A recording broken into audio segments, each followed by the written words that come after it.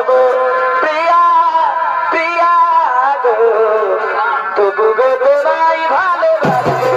যদি প্রিয়া গো তবু তোমায় ভালোবাসবো প্রিয়া গো।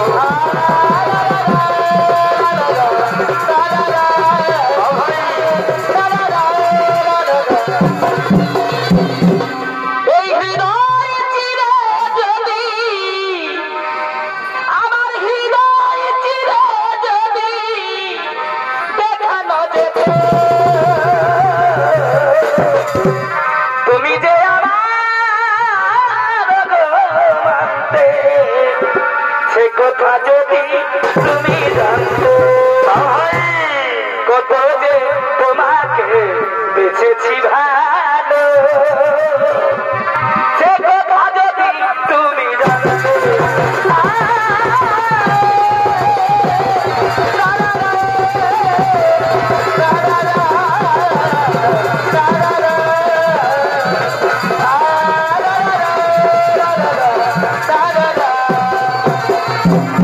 এদিকে শ্রী বিষ্ণু মাতা লক্ষ্মী রয়েছেন প্রেম লীলায় মগ্ন, আর ওদিকে ব্রহ্মার মানব পুত্র ভিগু ঋষি, তিনি চলেছেন শ্রী বিষ্ণু দর্শনে।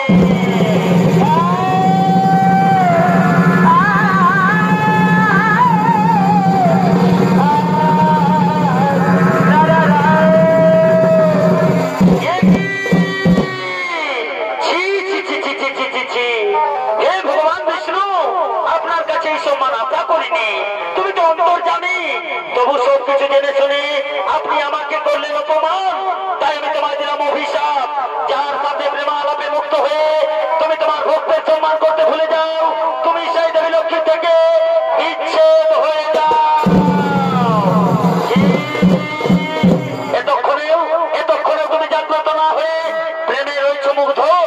এমন ভগবানের স্মরণ করাচ্ছে আমি ভিগু ঋষি, সেই ভগবানের বুকে করি প্রণাম।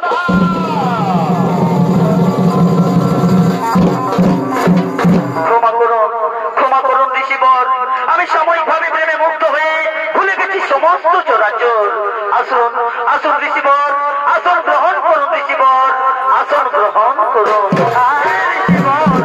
আপনি আমার কঠিন হৃদয়ে পদাঘাত করেছেন, তার জন্য আপনার পায়ে আঘাত লাগেনি তো ঋষিবর।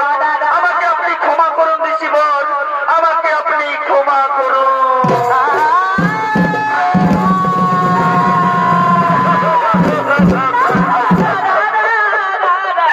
ক্ষমা করুন প্রভু, আমাকে আপনি ক্ষমা করে দিন।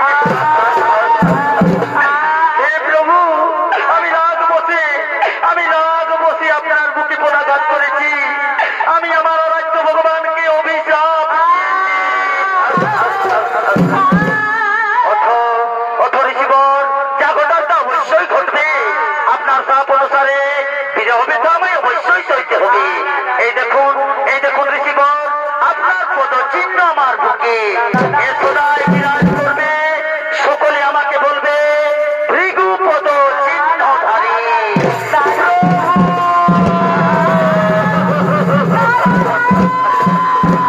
প্রভু, আমি কি করলাম প্রভু? এই পাপের সাজা দিতে আমি অরণ্যে তপস্যায় চললাম প্রভু, আমি অরণ্যে তপস্যায় চললাম। মা গো, পুত্র জেনে আমায় ক্ষমা করে দিও মা, পুত্র জেনে আমায় ক্ষমা করে দিও। তাহলে আমি এখন আসি প্রভু, আমি আসি। হ্যাঁ, তাই যাও ঋষিবর, তুমি তাই যাও।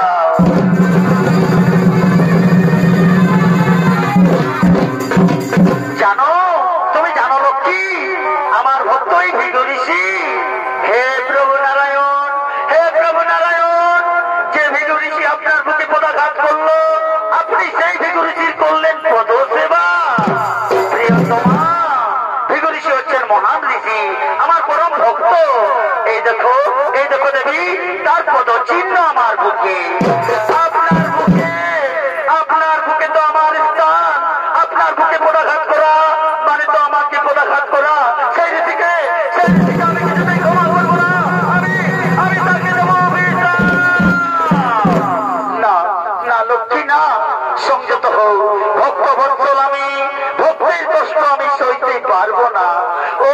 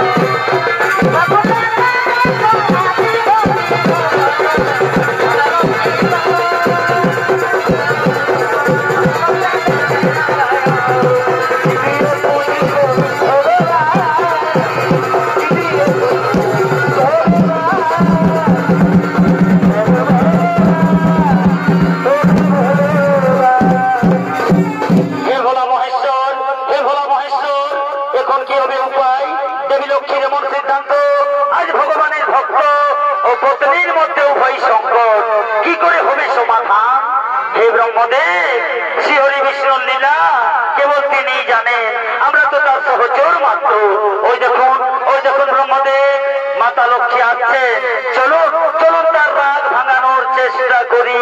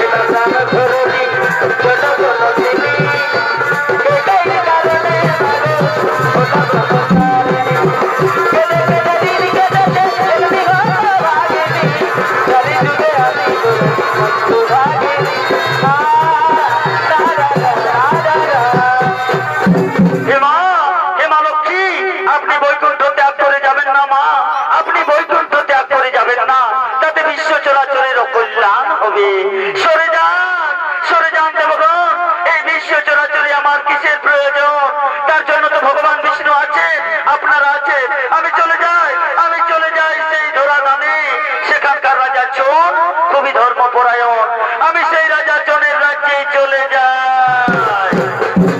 মা, মা গো, একান্তই যদি যেতে চাও মা, তাহলে সেই ধর্মপরায়ণ রাজা চনের রাজ্যে আমাদেরকেও তুমি সাথে নিয়ে চলো মা, আমাদেরকেও তুমি সাথে নিয়ে চলো। তবে তাই হোক ব্রহ্মদেব, তবে তাই হোক মহাদেব। কিন্তু এই রূপে তো সেখানে যাওয়া যাবে না। শ্রী হরি বিষ্ণু যাতে আমাদের খুঁজে না পায়, আর রাজা চন যাতে আমাদের চিনতে না পারে, তাই আসুন দেবগণ, আমরা আমাদের রূপ করি পরিত্যাগ। তাই হে ব্রহ্মদেব, আপনি গাভী হয়ে যান, আর হে মহাদেব আপনি বাছুর হয়ে যান, আর আমি হব সেই গোয়ালিনী। এই বেশে চলুন আমরা ধরা ধামে করিব গমন।